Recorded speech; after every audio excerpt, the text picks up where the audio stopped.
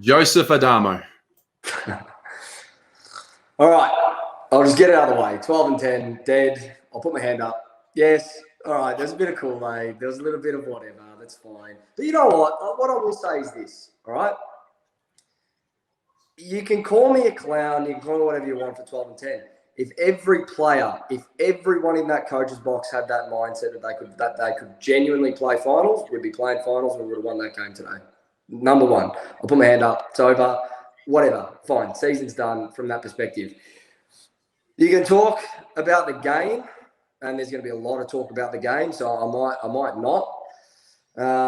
What I want to focus on is that this is so much bigger than just week to week, how are we feeling? Week to week, what did we think? Week to week, it's Teague, it's not. It's none of that. It's way bigger than this. And I've stuck by Teague.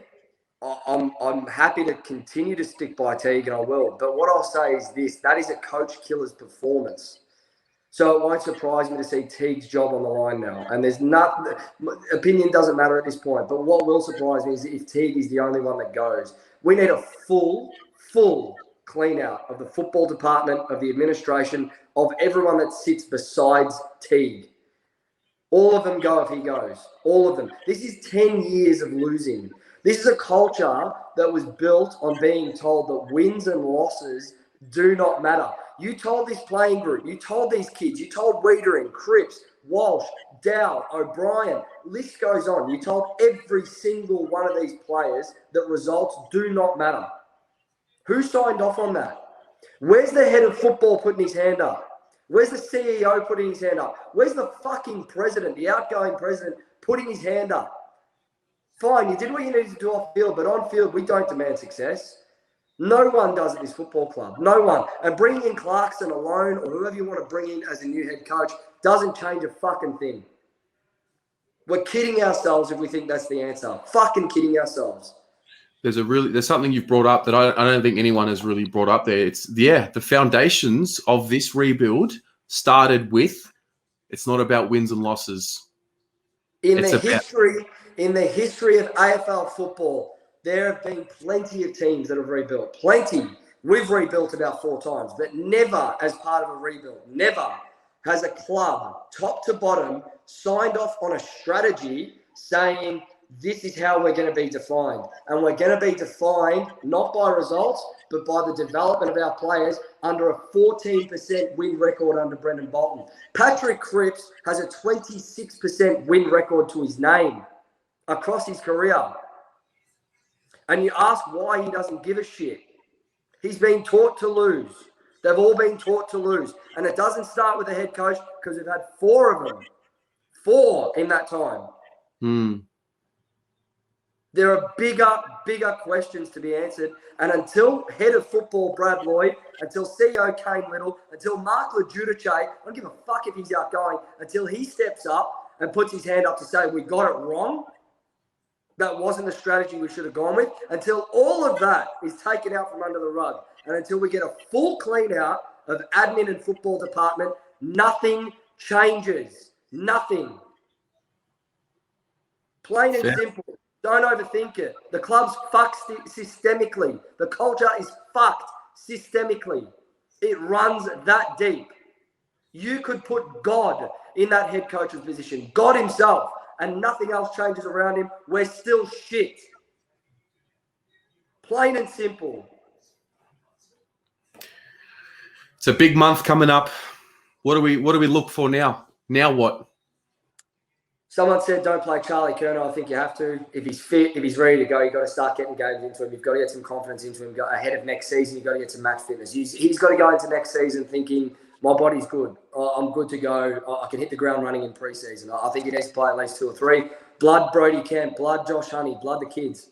I'm not going to have a crack at Murphy, but walk into 300 games now. Who cares at this point? Like, seriously, who cares? He did nothing for me today. He wasn't the issue, but walk into 300. He deserves it. He stuck by the club across all those years. He could have left for bigger money. Walk in there. It really doesn't matter at this point. There is no sense of a winning culture about this club. We're a culture of losers. Losers. And until everyone that signed off on that strategy goes, until that changes, nothing changes. Nothing. Yeah. No, Tez, where are you at? I need to know where you're at with all of this after today. And I'm not talking about the game itself, because the game you can talk about for hours on how bad it was. It was bad. But for me, it's clear as day. Clear as day. I mean, you look at the North Melbourne strategy. Noble walks in, rips the place a fucking part, and really builds strong foundations. And they're starting to reap the benefits of it now. You just watch the way they play with that edge. They lost last week, but they still had the edge. The West Coast game was that light bulb game for them. And West Coast, great example. We played West Coast without all of their players and couldn't get it done. They played West Coast in Perth with all of their players and embarrassed them. So we say it every year. This is the biggest off-season in the club's history. Well, here we are again. And it's not even about going and getting A-grade talent. It's about fixing what's in. Exactly right. You know? Right. This isn't about bringing in those one or two players that everyone thinks we're missing. Fuck that. We've got the list. We've got the list. They've just been taught wrong. They've been drilled etched into their mindset that, I'm sorry, go back and have a look at the post-game. Cripps was smiling in the change rooms. I don't blame him. He's got a 27% win record across his career, 130 games. Of course you're going to be smiling. It's what you've been taught. It's what you've been taught. It's what's been drilled into you top to bottom at this football club. This isn't a football club I grew up hearing about. It's not. This isn't the Carlton Football Club anymore. This club has been turned on its head by being told that mediocre is okay. Not even mediocre, that shit is okay. Shit. The results don't matter. Results do matter.